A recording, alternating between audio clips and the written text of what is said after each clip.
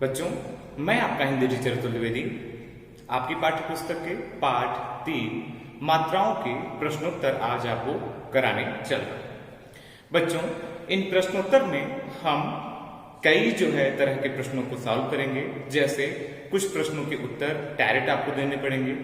कुछ प्रश्न में ये है बच्चों कि कोई शब्द वह पूरा हो रहा होगा लेकिन वह अधूरा रहेगा, आपको मात्राएं लगा करके वो शब्द पूरे करने रहेंगे। कुछ में मान लीजिए कोई वर्ण दे दिए गए हैं, वर्णों में अलग अलग मात्राएं लगा करके शब्दों को बनाना है। इसी तरह से कुछ वर्ण और दे दिए जाएंगे जिससे आपको शब्दों की क्या करनी बच्चों, उत्पत्ति करनी है या शब्द बनाने हैं। आइए प्रश्न पूछने के पहले प्रकार पे चलते हैं। इस प्रश्न पूछने के पहले प्रकार में जो हमारा ये प्रश्न पूछने का पहला तरीका है वह यह कहता है बच्चों कि क्या करना है बच्चों कि निम्नलिखित प्रश्नों के उत्तर दीजिए। निम्नलिखित प्रश्नों के उत्तर दीजिए मतलब कुछ यहाँ पे प्रश्न आपको दिए जाएंगे, उनके उत्तर आपको देने पड़ेंगे। तो पहला प्रश्न है बच्चों कि मात्रा किसे कहते हैं। क्या है पहला प्रश्न है, मात्रा किसे कहते हैं। मात्रा के बारे में आप सब अच्छे से जानते भी होंगे कि व्यंजन वर्णों से संयुक्त होने पर क्या होता है बच्चों, व्यंजन वर्णों से संयुक्त होने पर स्वरों का मूल रूप परिवर्तित हो जाता है।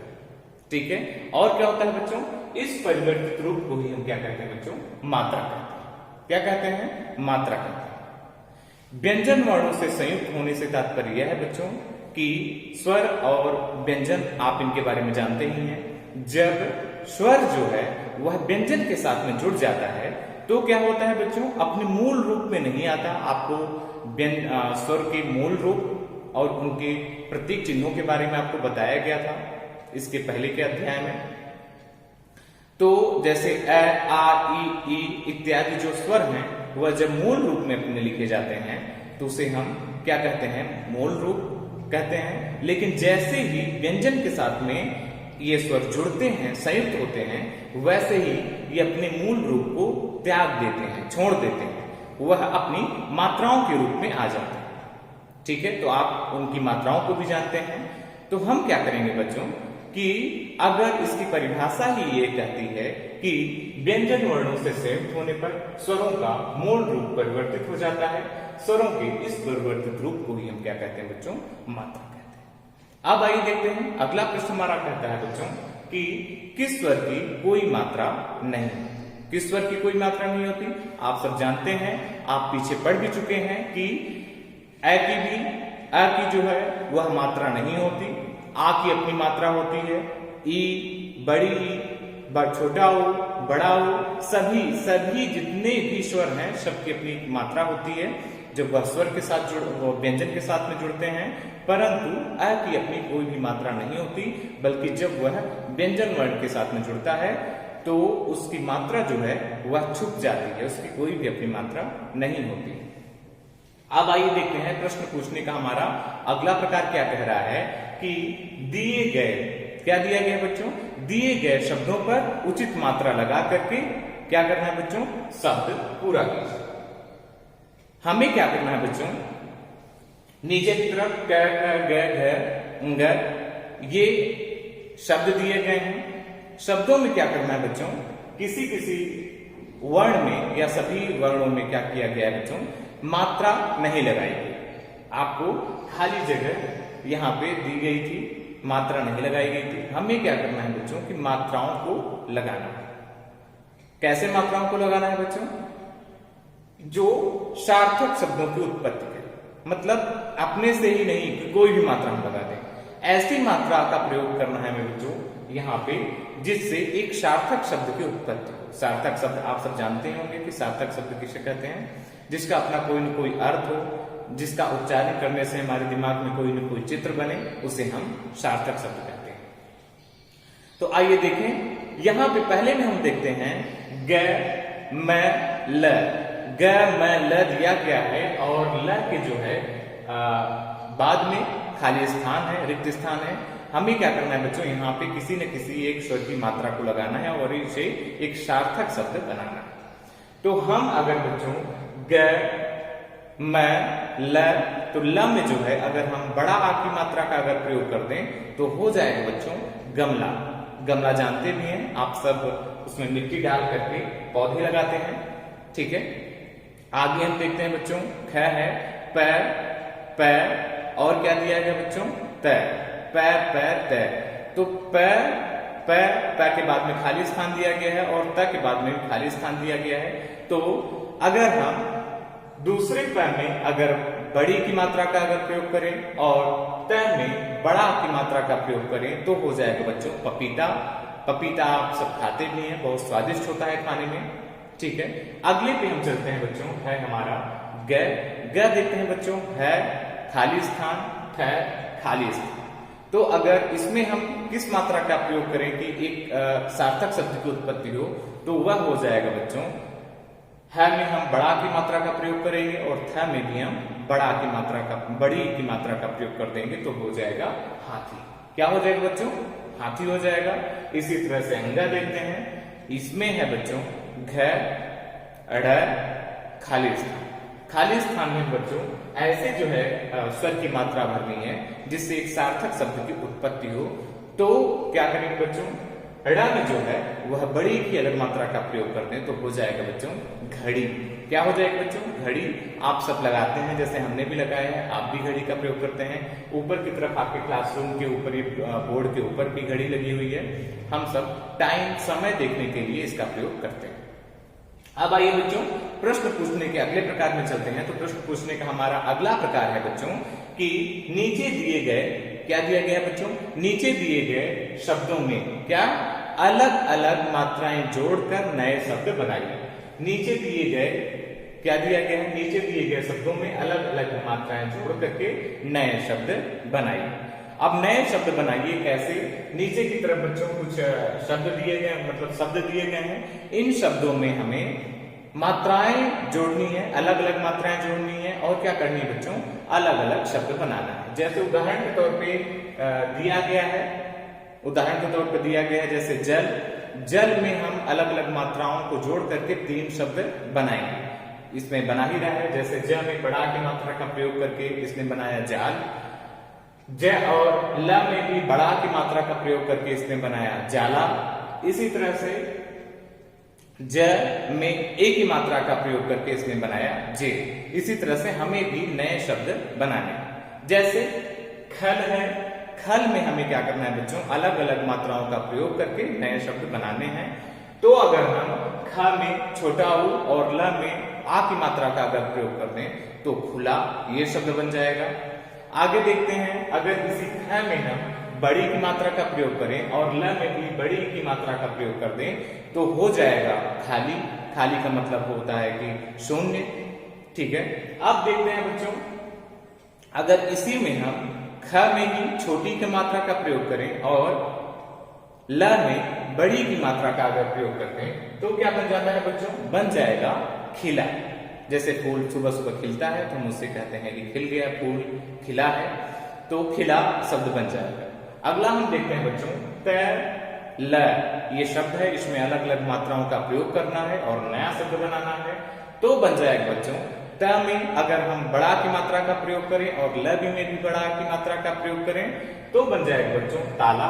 ताला आप सब अपने दरवाजे में लगाते होंगे, अपनी अलमारी में लगाते होंगे, तो ये ताला है। इसी तरह से अगर हम बच्चों तल के ल में जो है वह बड़ा की मात्रा का प्रयोग करें तो बन जाएगा बच्चों तला। तले से तात्पर्य है जैसे आप पराठा तलते हैं या कोई भी खाद्य पदार्थ जो आप खाते हैं उसे तलते हैं, बाकी चीजें भी तला का प्रयोग जो है वह तलने का प्रयोग किया जाता है। आगे देखते हैं बच्चों, अगर इसे तल में हम तल के त में छोटी की मात्रा का अगर प्रयोग करें तो बन जाएगा बच्चों तिल। क्या बन जाएगा, तिल। तिल आप सब जानते होंगे काली काली होती है, कोई कोई सफेद भी होती है, ठीक है। तिल का लड्डू भी बनता है, तिल की बहुत सारी चीजें बनती हैं, तिल का तेल भी बनता है, तो ये हो जाएगा तिल। आगे देखते हैं बच्चों बल है, क्या है बल।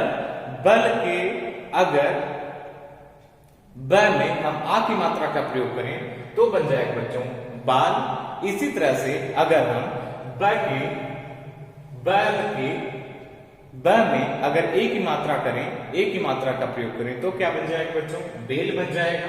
ठीक है। इसी तरह से अगर हम बल के ब में अगर आ की मात्रा का प्रयोग करें तो क्या बन जाएगा बच्चों? बाल। बाल हमारा है, आपके पास भी बाल होगा, तो ये हो जाएगा बाल। अब अगला हम देखते हैं बच्चों, अगला हमारा है मल।